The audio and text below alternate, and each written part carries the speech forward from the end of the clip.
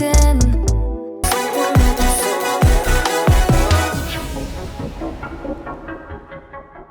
What's going on, guys? My name's David Tomich and welcome back to the channel.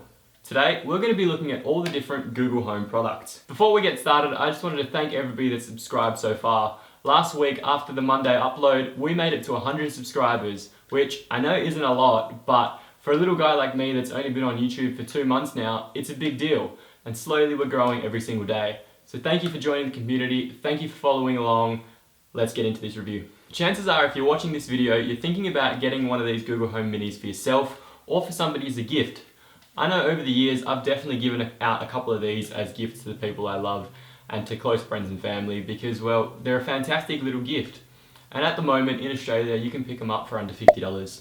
If you're watching this video in America, or just want an American standard as a reference, I think that's about 30 USD or something close to that. So they're incredibly cheap at the moment, especially with the end of financial year sales here in Australia. The real question here is it worth spending your money on this little device or even the full-size Google Home?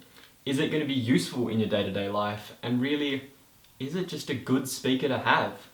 Well, I'm going to try and break it down into 5 different categories and 5 reasons why I personally think that this speaker is fantastic and worth your money today in 2019. So the number one reason to purchase this Google Home Mini is the fact that it is a hands-free search bar. Chances are you're not going to use it that much, but you will use it every now and again. I know I frequently ask Google what's the weather like in the morning to make sure I dress appropriately for the day. I also ask it how long to work and things like that. The second reason I'd recommend buying one of these is the fact that it's a hands-free calculator. Now I know that's a bit of a weird one to bring up in a top 5 video, but for my situation, it's something that I use quite a lot. If I'm sitting on my laptop doing some ecom work, I can easily just go, what's 10 plus 10? Or what's 57 times 32? And it's going to give me an answer straight away. The third reason to buy one of these little devices is the fact that it's super helpful and convenient with reminders. Now, if you're somebody like me that's always thinking about different things and getting random thoughts in the middle of the night, and when you're too far from your phone or too far from a notepad to write it down, you can always just say, remind me to take out the trash tonight at 6 p.m. or remind me to pick up the washing from the laundry at 5 p.m. You can really tell it to do anything and it will go straight to your phone if you've set it up correctly. Now, talking about the setup of Google, it is very simple and quick to do, and there's a million tutorials on YouTube, so I won't do one of them. But if you're not tech savvy, or if you are tech savvy, regardless of the fact, it is very simple to set up. You do need a smartphone though to make it work and a good Wi-Fi connection, so make sure you have both of those before you go out and buy one of these little speakers.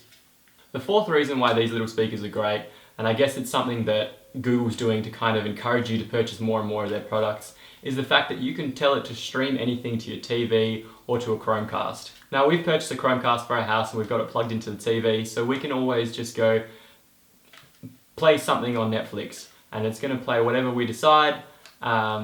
Most of the time it's something like, I don't know, The Fresh Prince of Bel-Air. Shout out to Will Smith. But yeah, the Google Homes linked with the Google Home Ultras are fantastic little things that you can really link up and sync up.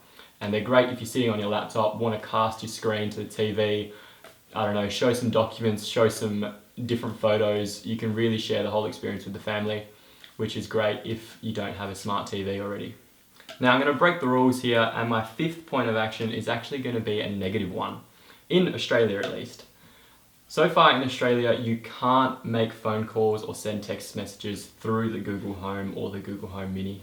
Unfortunately, this is a feature that is slowly being rolled out into the US, but it hasn't made it to Australia yet in 2019, which is a bit of a shortfall, but it will eventually come through, which I'm looking forward to, because telling Google to quickly send a message to anybody will be super convenient when you're too far from your phone or busy doing something. Potentially even you're cutting chicken or making some food and your hands are full.